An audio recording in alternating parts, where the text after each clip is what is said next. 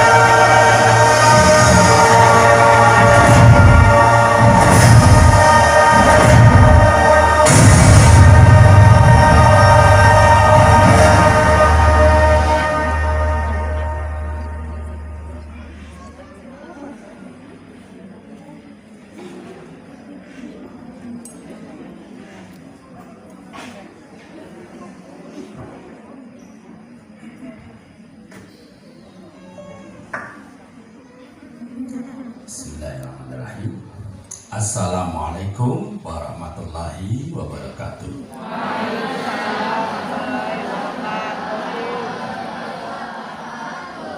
Assalamualaikum warahmatullahi wabarakatuh.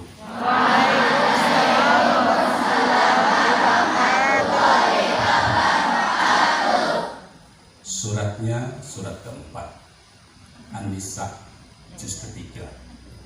Halamannya kalau tidak salah halaman 124, ayatnya 86. Wa idza khuyyitum bi tahiyyatin fahayyu bi ahsana minha aw rudduha innallaha kana ala kulli syai'in hasiba.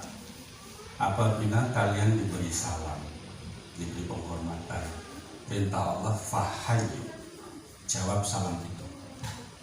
Bagaimana cara menjawabnya? Allah perintahkan bi ahsana minha. Itu kalau ilmu balaghah ada huruf jar tapi dibaca fathah karena ada isim akbar, dengan lebih baik. Kalau jawab lebih baik bagaimana? Aurudduha, atau sama.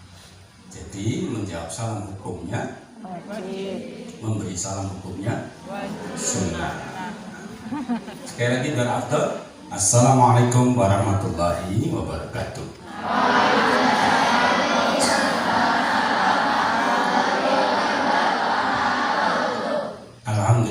Alhamdulillahilladzi anzala sakinatan fi qulubil mu'minin wa huwa alladzi farada 'alaina li talabil 'ilmi. Assalatu wassalamu ala sayyidina habibina maulana al-mustafa yasin Muhammad sallallahu alaihi wasallam amirul mu'minin alladzi qala utlubul ilma walau fissin wa ala alihi wa sahbihi wa li ibadillahi sholihin ajma'in. Rabbi shrah li sadri wa yassir li amri wa uqdatan lisani yafqahu qawli. Ibu Elsa Tiawati SPD MPD yang saya hormati, MM yang saya hormati, beserta seluruh guru, staf, karyawan, mewakili seluruh sivitas akademika Madrasah Ibtidaiyah Negeri 1 Cilacap, Bapak Sarjito yang saya hormati beserta Mas Anggun dan seluruh stafnya, branch manager 3 serangga wilayah Karisi dan Banyumas dan sekitarnya, Pak Purwanto, sejawat yang saya selalu hormati, Mas Brian, asisten penting itu, tidak pernah tidak lewat ini. Bapak Ibu wali siswa kelas 6, mari kita doakan agar beliau kita sebut semua tadi dilimpahi umur panjang manfaat. Amin. Ada yang baik, semuanya semangat pagi. Kurang semangat. Semangat pagi. Tepuk tangan untuk kalian semua. Kuat, kuat, kuat, kuat.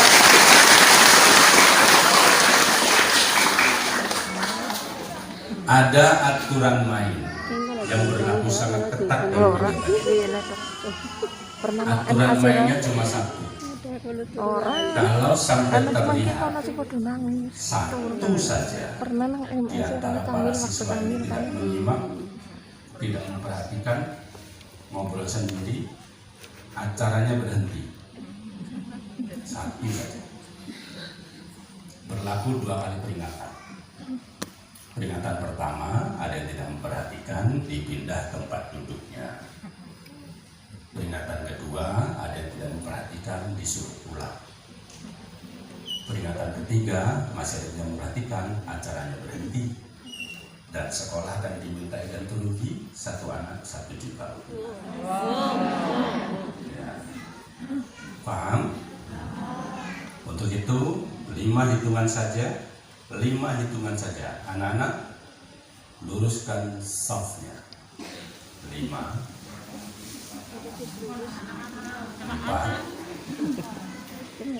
3, 2, 1.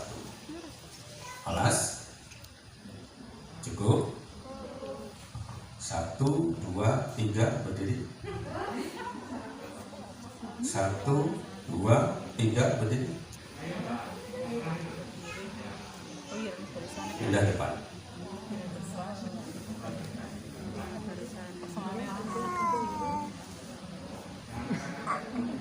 Ya, nggak usah nempel-nempel. Oke, siap. Baik, ibu sekalian, next. Nama saya Andi Kusuma Brata saja. Dan selain nama itu keberuntungan saya. Itu pun belum semuanya. Jadi kalau ditulis kepanjangan, saya punya 3 gelar S1, 3 gelar S2, 1 doktoral. Dan hari ini saya masih menjadi mahasiswa di UIN pada Mas Said Solo untuk jurusan. Kalau kakinya kurang 1 meter,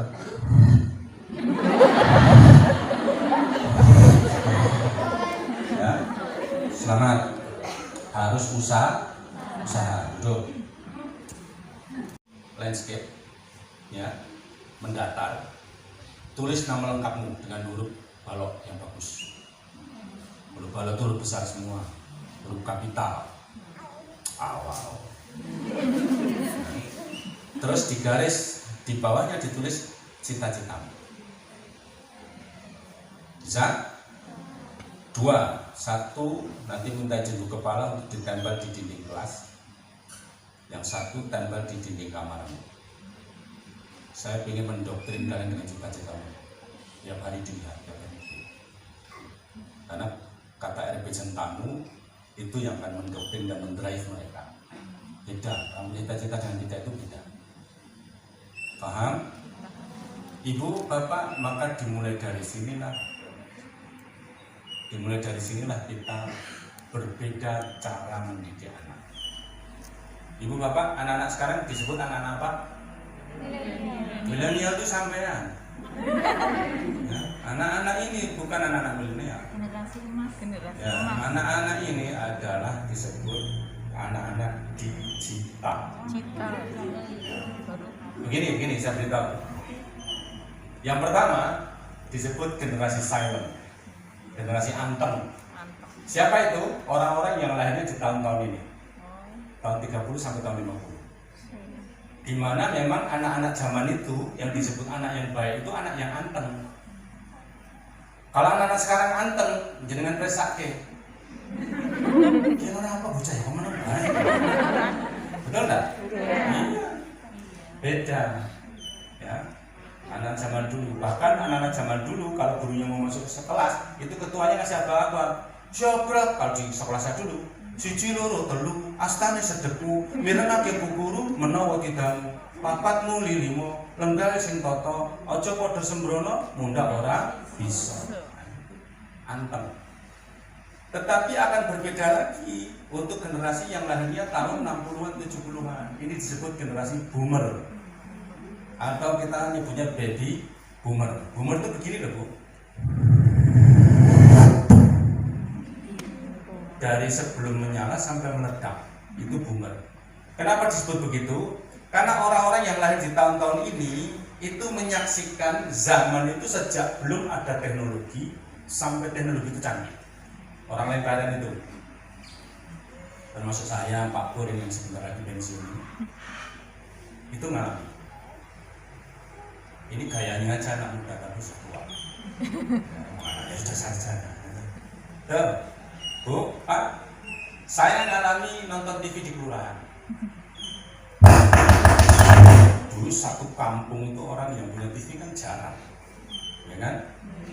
Ngalami TV tabung, ngalami TV analog, ngalami LCD, ngalami LED, ngalami TV Tron. Sekarang ada Smart TV. Smart TV itu kayak dia. Kalau kamu masuk rumah langsung itu TV-nya nyala. Terus kamu bilang channel 1. Channel 2 pindah, saya elek mati. Gitu. Saya ngalami telepon puntir begitu. Saya ngalami telepon analog, ngalami telepon umum, ngalami telepon kartu, ngalami telepon koin, ngalami perangkat jarak jauh dulu namanya pager. Sudah pernah lihat? Itu saingannya meteran tukang. Iya, mereknya Isikol, Indolink, apa Starco, hanya 3 itu. Wah, zaman dulu kalau sudah pakai pager itu nak sudah keren. Kemana-mana jalan ngetrendeng gini, padahal barangnya cuma kecil. Sampai ada lagunya zaman itu. Tirit-tirit, pagerku berbunyi, tirit-tirit, begitu bunyinya. Nah, itu sampai ada lagunya begitu. Zaman itu Bu, lagu-lagunya baru Vina Panduwinata. Ya Pak ya, zaman Merda. Dulu kami naik sepeda sama teman-teman, nyanyi lagunya Vina itu. Surat cintaku yang pertama membuat hatiku berlomba seperti melodi yang indah, kata-kata cintanya padaku.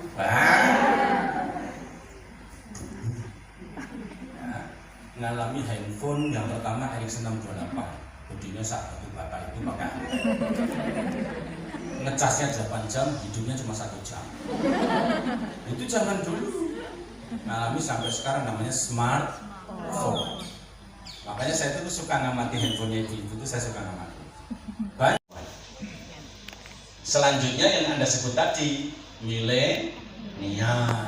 Itu anak-anak lahir sebelum tahun 2000 sampai menjelang tahun 2000. Maka tahun 2000 itu disebut tahun milenium. Anak-anak yang lahir setelah itu sampai 2010 disebut anak-anak digital. Kamu lahir tahun berapa? 2010 berarti setelah ini. Anak-anak ini sudah bukan generasi digital lagi, tetapi disebut generasi alfa. Ada bedanya? Oh ada, Bu, Pak. Anak-anak zaman sekarang dan anak-anak zaman dulu beda. Apa bedanya? Anak-anak zaman dahulu sekarang sudah tua. Anda bukan itu. Ini anak zaman dulu. Boleh ngajak kegeran ya? Ya mungkin istrinya nggak stabil. Cuma kasihan perangkatnya ini bisa mati. Nih, Bu, Pak, adik-adik. Nah sekarang apa bedanya anak-anak generasi alfa? Bu, Pak, anak-anak generasi alfa itu adalah bedanya dengan anak digital apa? Anak-anak digital itu anak-anak yang sejak lahir sudah mengenal digital. Jadi menjadi lucu kalau ada ibu zaman sekarang, bapak zaman sekarang marah-marahin anaknya gara-gara pegang HP. Itu aneh.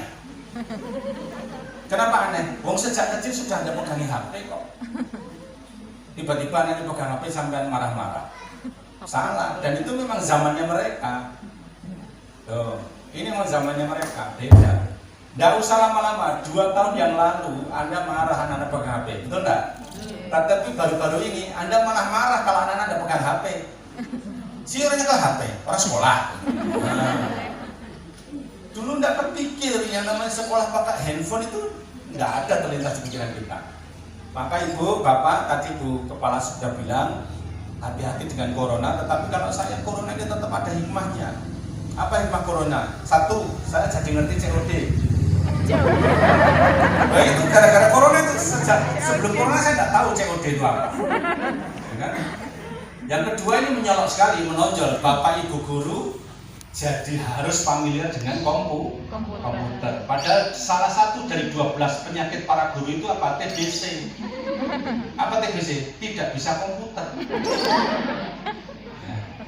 Nah sekarang jadi hikmahnya bisa komputer. Hikmah ketiga kita jadi ngerti Zoom. Itu kan ada corona nggak bisa. Betul nggak? Makanya tidak semua musibah itu berdampak tidak baik. Ambil hikmahnya. Maka jadi orang itu yang pandai bersyukur. Bu, bahagia itu mulai hilang ketika Anda mulai membandingkan kebahagiaan Anda dengan orang lain. Sudah, itu mulai tidak bahagia itu. Ya. Tadi siapa namanya? Panggilnya Latifah. Oke, lembut ya. Bisa bayangkan nggak rumah direktur 7 perusahaan? Orangnya hebat. Bagus nggak? Bagus ya. Kalau kita ada jodoh, ada rezeki, maksudnya berjodoh untuk ketemu, datang ke Solo, datang ke rumah saya. Rumah direktur 7 perusahaan. Ya. Jangan kaget, Latifah, ibu bapak, kamu akan ketemu rumah saya tidak lebih besar dari rumah kepala sekolah. Itu 45 saja, 2 kamar saja, nggak ada garasi. Ada mobil di kantor, sama satu itu mobil ini gara-gara mobil kantor mau ditarik. Iya, tapi lihat. Am I happy? Apa saya bahagia? Sangat bahagia. Kenapa? Ibu ingat baik-baik, bahagia itu ketika Anda tidak punya beban. Semua kita itu lahir dalam keadaan fitrah. Artinya semua kita lahir dalam keadaan baik, bahagia. Lalu yang bikin tidak bahagia itu apa Pak? Jasad. Semua yang sifatnya jasad dia itu tidak membahagiakan. Contoh, ibu-ibu masih pusing mikirin gimana caranya kurus, gimana caranya kurus. Nggak akan bahagia itu. Makan nggak enak, merasa bersalah, mau ngemil, ya Allah nanti lemah. Sudah makan aja, betul nggak? Dan dulu sudah pernah langsing toh? Ya sudah, nggak masalah. Oh sudah pernah. Sebetulnya bisa saja langsing, cuma ada satu hal yang ibu bapak tidak pernah bisa berhasil. Apa itu? Komitmen. Suka nggak komit sih sama tujuannya? Bisa nggak? Boleh nggak apa-apa. Sehari ini doang nggak apa-apa. Besok lewat lagi ya Allah, ya Allah. Dan Bu, saya beritahu ya, ini spesial buat ibu. Tidak semua laki-laki berselera sama yang kurus. Iya. Yang punya selera serba bundar itu ya ada. Ini urusan selera ya Mas yo. Ini selera kok. Jadi nggak usah khawatir. Selama suami tidak komplain, santai saja. Ya. Nah kalau itu Anda buat beban, ya tidak bahagia. Tidak bahagia. Maka sudahlah los dol. Orang itu yang santai saja. Jangan menemui pikiran yang tidak penting. Yang tidak penting-penting tidak usah dipikirkan. Ya. Bapak-bapak harus ingat bahwa perempuan itu ahli sejarah. Itu harus ingat. Makanya kutukan laki-laki itu apa? Laki-laki itu tidak boleh salah.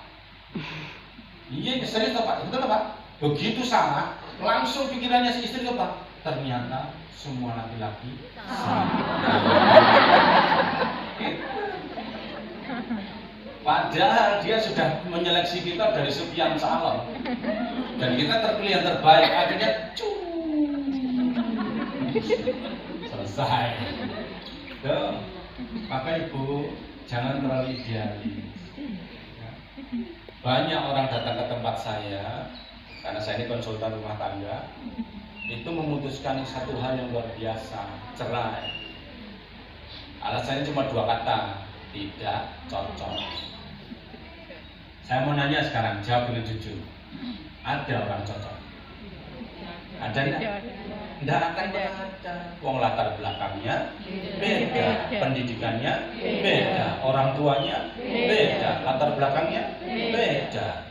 Duduk berdua itu loh Bu, duduk berdua minum teh berdua, ngelamunnya beda kok. Yang satu ngelamunnya ya Allah mudah-mudahan abadi sampai surga. Yang satu ngelamun ya Allah ini satu aja kayak begini. Kalau 4 swarganya sudah di dunia. Beda. Makanya jangan suka mempertajam perbedaan. Itu bikin tidak nyaman, bikin tidak bahagia. Termasuk ngurusi anak.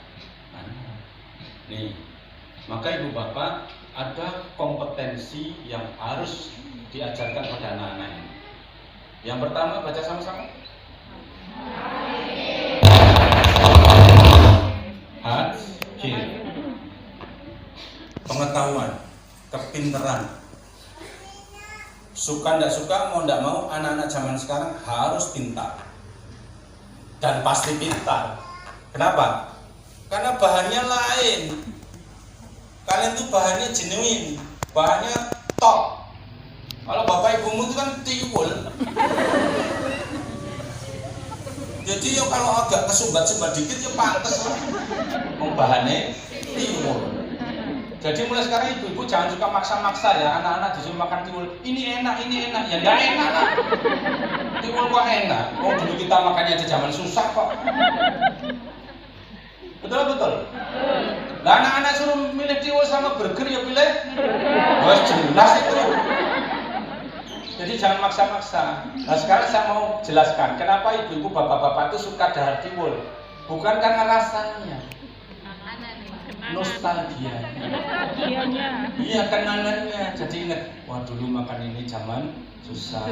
Dulu Mbak Yu kayak gitu, dulu adik kayak gitu, dulu bapak aja makannya cuma jadi berinya air mata. Walah sudah. Kalau itu tidak bisa jangan samakan pada anak-anak. Anak-anak ini bergizi semua. Kalau zaman dulu anak-anak nangis karena tidak kebagian telur. Kalau anak sekarang nangis karena tiap hari masaknya telur. Mama telur lagi, gitu ya. Betul? Mama mau kayak gitu. Datang orangnya. Ya mudah-mudahan dapat hidayah. Dulu ibu saya itu paling pinter goreng telur. Telur satu itu wajahnya menarik. Iya, satu itu dibagi orang 10. Itu aja senang zaman dulu. Tapi tidak bisa ibu terus-terusan, bapak terus-terusan bilang sama anak, dulu ibu itu dari sekolah jalan kaki nak. Ya mereka jawabnya itu dulu. Nah, anak sekarang sudah jalan kaki tidak mau lah, orang Gojek banyak. Ya, taksi tinggal telepon. Dan tidak usah semarah sama anak. Kamu perempuan tidak bisa nyuci. Nanti kalau punya suami gimana? Laundry. Selesai sudah. Ya kamu tidak pernah belajar masak itu bagaimana? GoFood. Zamannya berbeda.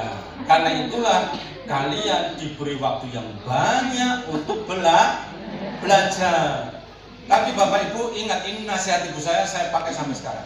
Segala sesuatu tidak akan bisa terjadi tanpa 3 A. Minat, bakat, ragat. 3 ini tidak ada salah satu tidak jalan Pak. Punya ragat, punya minat, tapi tidak bakat, jalan nggak? Enggak mau. Iya. Atau punya bakat, punya ragat, tapi tidak minat. Tidak disentuh, ya. Apalagi tidak pakai ragat. Walaupun bakatnya tidak karu-karuannya tidak jadi, betul tidak? Paham? Paham? Jadi kalian anak-anak yang punya kesempatan belajar